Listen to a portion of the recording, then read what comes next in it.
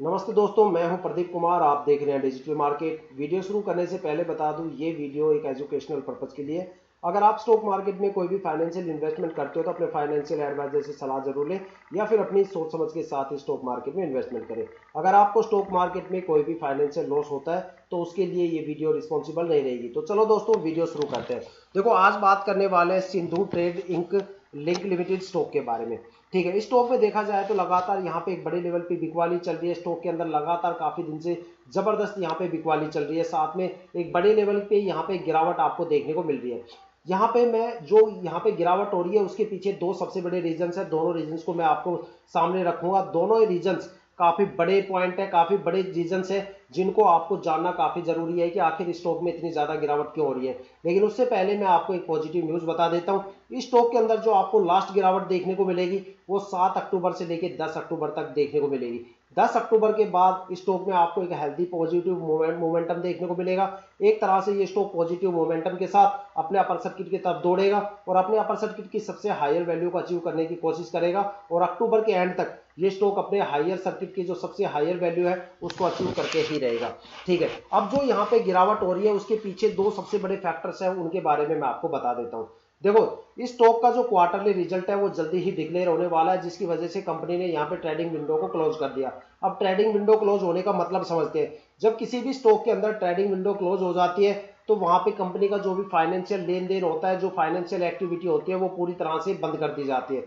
वो क्यों बंद कर दी जाती है? क्योंकि जो क्वार्टरली रिजल्ट चल रहे हैं उसकी तैयारी चल रही है, उसको लेके कंपनी के अंदर ऑडिट चल रहे हैं। ऑडिट्स में क्या होता है, जो अकाउंटेंट होते हैं, चार्टर अकाउंटेंट होते हैं, वो कंपनी का सारा लेखा जोखा, उनकी जो भी अकाउंट है, जितने भी स्टेटमेंट्स है, सभी को चेक करते हैं। कंपनी कितने प्रॉफिट में है, कितने लॉस में है, और क्वार्टरली रिजल्ट की वहां पे रिपोर्ट बनाई जाती है। ठीक है, देखो, अलग अलग स्टॉक के अंदर अलग अलग टाइम होता है कि उसकी ऑडिट को कंप्लीट करने का। किसी के अंदर 5-7 दिन ज्यादा लग जाते हैं, किसी में कम लग जाते हैं। ठीक है, तो यहाँ पे जो एक एक्सपेक्टेड टाइम लेके चला जा रहा है कि जो इसका ऑडिट खत्म हो जाएगा वो 7 से लेकर 10 अक्टूबर के आसपास खत्म हो जाएगा। उसके बाद यहाँ पे ट्रेडिंग विंडो ओपन हो जाएगी।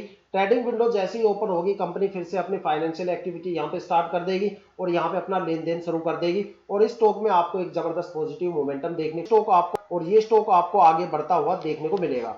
अब बात करते हैं दूसरा सबसे जो मेजर जो इंपॉर्टेंट फैक्टर है वो। ठीक है, जो सबसे बड़ा रीजन है जिसकी वजह से यहाँ पे गिरावट हो रही है वो है एफआईआई।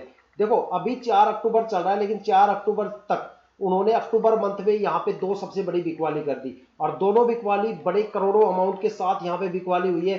ठीक है, देखो मेरी स्क्रीन पे यहाँ पे मनी कंट्रोल की वेबसाइट चल रही है। आप मनी कंट्रोल की वेबसाइट पे भी ये इंफॉर्मेशन चेक कर सकते हो। ठीक है, यहाँ पे 1 अक्टूबर को एफआईआई ने एक बड़ी बिकवाली की है 16,143 करोड़ के आसपास।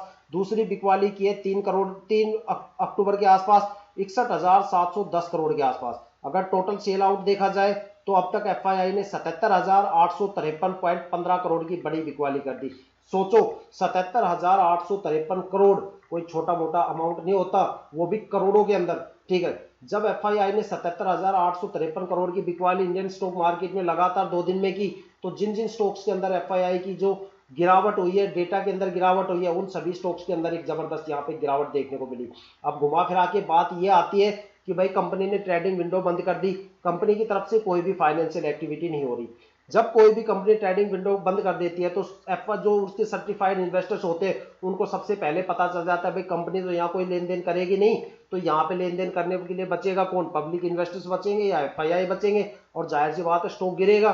तो एफआईआई तुरंत वहां से अपना प्रॉफिट बुक करती है और वहां से निकल लेती है। अब एफआईआई ने यहाँ पे 77,853 करोड़ की बिकवाली कर दी, जिसकी वजह से सेंसेक्स निफ्टी तो बुरी तरह से लौट गए। साथ में जिन जिन स्टॉक्स के अंदर एफआईआई का डाटा इंपैक्ट हुआ है वो सारे स्टॉक भी लौट गए।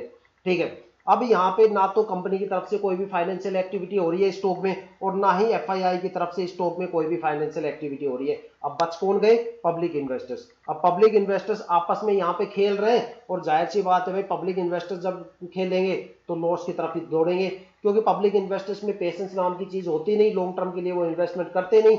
शॉर्ट टर्म में वहां से ये सोचते हैं जितनी जल्दी निकला जाए निकल लो, और जो जैसे जैसे मार्केट में वीडियो देखता जा रहा है वो वहां पे बाई कर ही नहीं रहा। जब बाइंग कोई कर नहीं रहा तो सेल प्रेशर यहाँ पे बना हुआ है और स्टॉक यहाँ पे गिरता हुआ जा रहा है। इस वजह से स्टॉक में यहाँ पे लगातार गिरावट का माहौल बना हुआ है। जैसे ही यहाँ पे कंपनी के ऑडिट्स खत्म हो जाएंगे, कंपनी की जो तरफ से ट्रेडिंग विंडो ओपन हो जाएगी, तो जैसे कंपनी स्टॉक में अपनी फाइनेंशियल एक्टिविटी स्टार्ट करेगी और जैसे एफआईआई यहाँ पे अपनी फाइनेंशियल एक्टिविटी अपना लेन देन शुरू करेगी तो स्टॉक फिर से हेल्दी हो जाएगा और स्टॉक में आपको एक पॉजिटिव मोमेंटम देखने को मिलेगा। लेकिन जब कंपनी यहाँ पे अपनी ट्रेडिंग विंडो ओपन करेगी और एफआईआई जब उस टाइम आएगी तब तक तो शेयर प्राइस काफी ज्यादा गिर जाएगा और वो एक सस्ते में बहुत बड़ा अमाउंट यहाँ पे उठाएंगे और फिर स्टॉक वहां से दौड़ना शुरू करेगा और फिर स्टॉक ताबड़तोड़ वहां से भागेगा। ठीक है, तो मैं यही कहूंगा अगर आप यहाँ पे प्रॉफिट के साथ हो तो अपना प्रॉफिट बुक करके निकल जाओ, और अगर आप प्रॉफिट में नहीं हो, यहाँ पे लॉस लेके बैठे हो, तो कम से कम 7 से लेकर 10 अक्टूबर तक जरूर होल्ड करो। आपको एक जबरदस्त पॉजिटिव मोमेंटम देखने को मिलेगा। हो सकता है कि 2-4 दिन और भी ऊपर नीचे हो जाए ऑडिट को लेके। ठीक है, तो आप होल्डिंग करके जरूर रखना। जैसे कंपनी की ट्रेडिंग विंडो यहाँ पे ओपन होती है स्टॉक आपको ताबड़तोड़ भागता हुआ देखेगा, देखने को मिलेगा। जबरदस्त आपको यहाँ पे अच्छा खासा रिटर्न आपको देखने को मिलेगा। तो दोस्तों ये थी अब तक की सबसे बड़ी update Sindhu trade link stock को लेके। इसी तरह की इंफॉर्मेटिव वीडियो के लिए आप चैनल को सब्सक्राइब जरूर कीजिएगा। साथ में अगर आपको वीडियो अच्छी लगी हो तो लाइक शेयर और कमेंट भी जरूर कीजिएगा। साथ में इसी तरह की इंफॉर्मेटिव वीडियो देखने के लिए हमारे साथ बने रहिएगा। इसी के साथ ये वीडियो मैं समाप्त करता हूं। जय हिंद, जय भारत।